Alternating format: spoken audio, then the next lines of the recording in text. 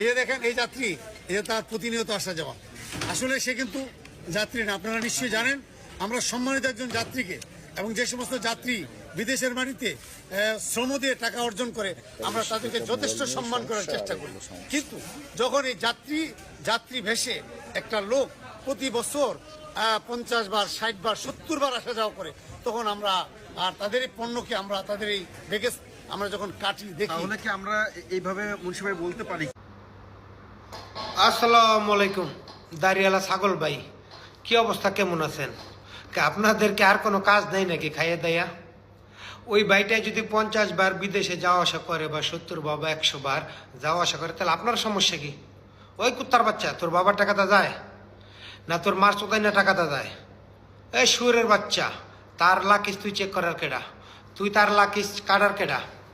কুত্তার বাচ্চারা, তোদের আর কোনো ব্যবসা পালি না। কি কইছি বুঝছিস? প্রবাসীদের উপরে হন ঝাপাইয়া পড়ছস।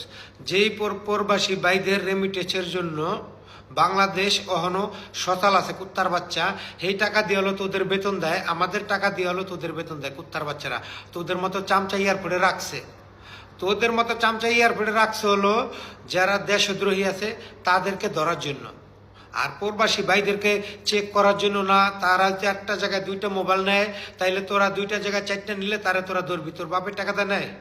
এই কুত্তার বাচ্চা, তোর কি কোনো এখতিয়ার আছে যে প্রবাসী একটা ভাই যদি 5টা মোবাইল নেয় বা 2টা মোবাইল নেয় বা 3টা মোবাইল নেয়, তোর সমস্যা কি?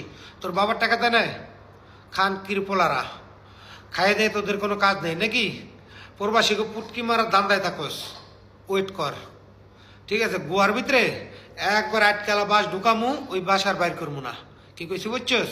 কুত্তার বাচ্চারা, যখন প্রবাসীরা রেমিটেন্স পাঠান বন্ধ করে দিব, তখনই তোদের মস্তানি ছুটবো। খান কিরপলার অন্য সময় আছে, ভালো হয়ে যা। তোর মায়ের তুই চোদ, তোর মায়ের তুই কুত্তা দিয়ে চোদা, বিলাডি বাস্টার্ড।